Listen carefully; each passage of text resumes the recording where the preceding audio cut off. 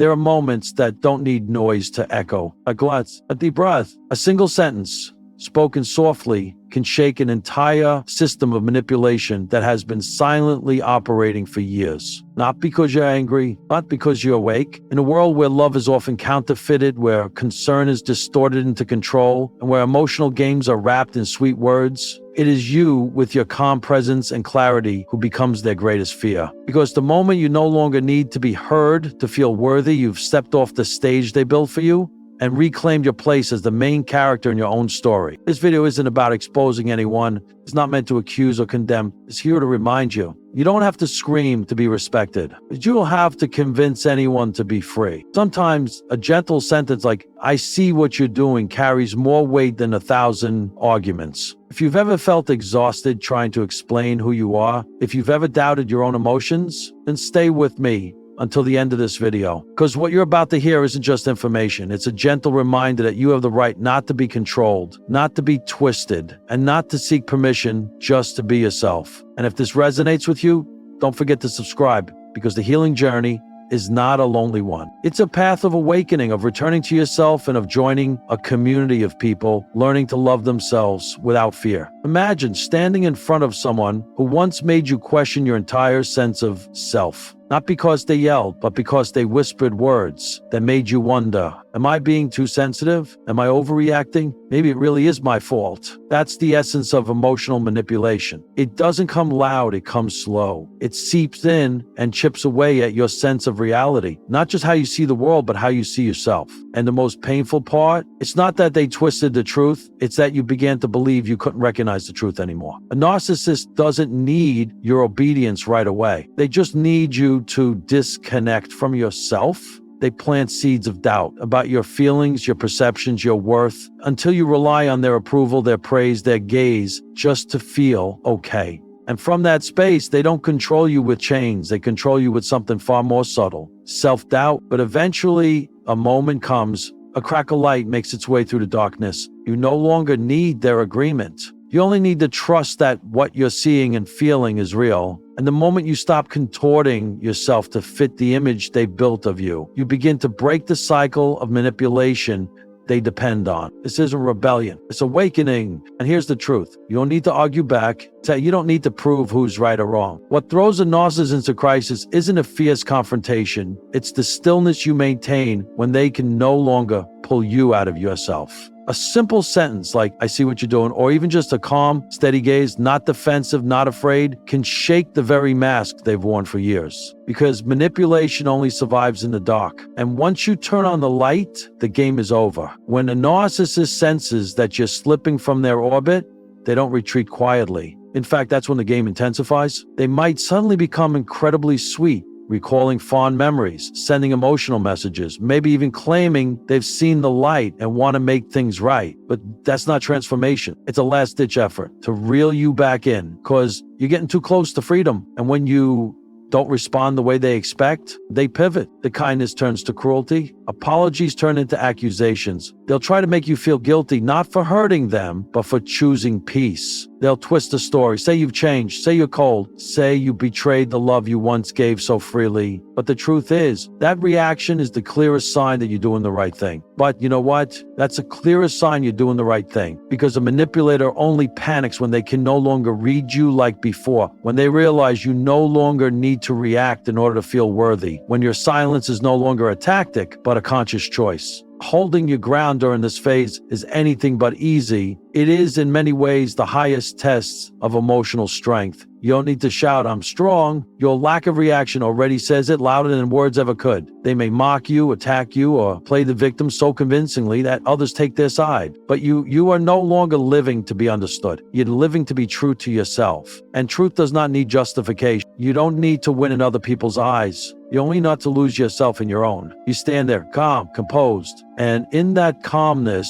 You are free. That is the moment a narcissist fears the most. When you're no longer angry, no longer in tears, no longer straining to hold on to something that was never truly yours. They'll feel it, even if you say nothing. They'll see that what once gave them control over you no longer exists. You didn't walk away out of spite. You didn't stay silent to manipulate. You simply stopped playing the game. And to them, that is unbearable. Because a person who has awakened, a person who no longer seeks validation from the wrong source, is a person who cannot be controlled. You're no longer pulled in by half-hearted apologies, no longer in need of evidence to prove your worth. You've seen the entire picture clearly, and that alone makes you stronger than any argument ever could. You begin living as if you no longer need permission to exist. No more bowing your head for someone who never understood you. No more shrinking yourself to fit a mold you were never meant to wear. That's not indifference. That's a return to yourself, to the voice within you that was once silenced, to the peace you thought you'd lost during all those days of trying to please someone who never truly saw you. And the beautiful thing is, you don't need them to realize it. You just need you to realize it. But there's something you need to know. The journey out is not a straight line. It doesn't begin with a firm decision and end in immediate peace. It's a path, one where you'll be tested again and again by the very weaknesses the narcissist once used to control you, because they don't just manipulate you with their actions. They manipulate you with memories of when they were sweet, when they made you feel loved, when they had you believing that if you just tried a little harder, things would finally be different. So every time you pull away, they don't just escalate in the present. They reach into the past. They resurrect old moments, saying things like, I miss the old you. You're not the person I fell in love with anymore. Or worse, we were happy once, weren't we? But now you're different. Not because you've grown cold, but because you've grown clear. Not because you've stopped feeling, but because now you can tell which emotions are yours and which ones were planted there to control you. This shift may not be visible to everyone, but the narcissist feels it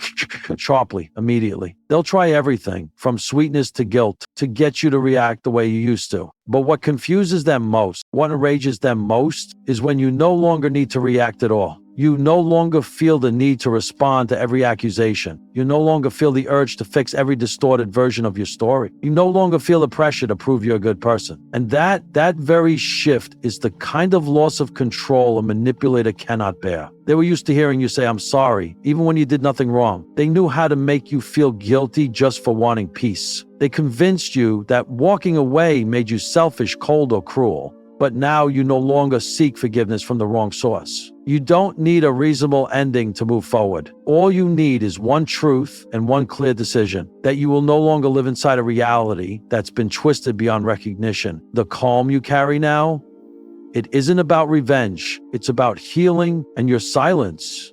It's not neglect. It's a declaration that says, I no longer belong to this game. What's fascinating is this. From the outside, no one may notice that something major is happening, but inside, a quiet revolution is unfolding. No more yelling. No more sleepless nights writing long, desperate messages. No more asking for permission to simply be yourself. In place of all that is a return to the voice within you that was once drowned out, a return to the intuition you once doubted, a return to your truest self, uncensored, unapologetic. And when you step out of the storm, not with your feet, but with your awareness, you realize freedom isn't about not being with them anymore. It's about no longer being controlled by how they see you. When you've left the realm of their manipulation, the first thing you feel isn't joy. It's a kind of emptiness. There's no more manipulator to react to, no more emotional scripts to play out. No more battles of right and wrong to fight just to prove your worth. There's only you with your wounds, with the stillness, with the question, who am I when I'm no longer reacting? And that is when true recovery begins. You begin to see how long you've lived needing validation from outside yourself. Not because you were weak, but because you were taught to attach your worth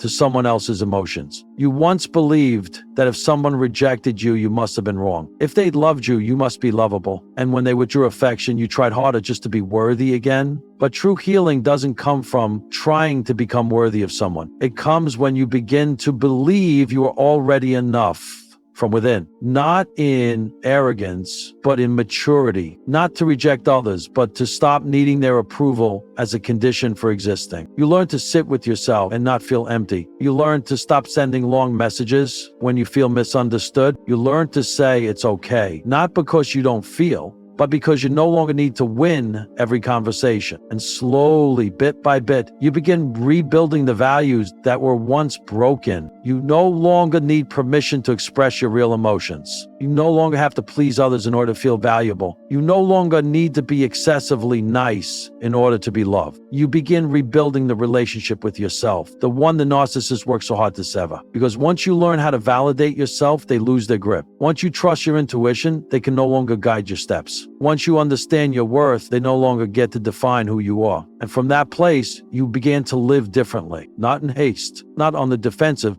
not as a distorted version of who others expect you to be. You live as your whole, unfiltered, authentic self. That's when you stop needing others to recognize you've changed. Because deep down, you already know you've come home to yourself.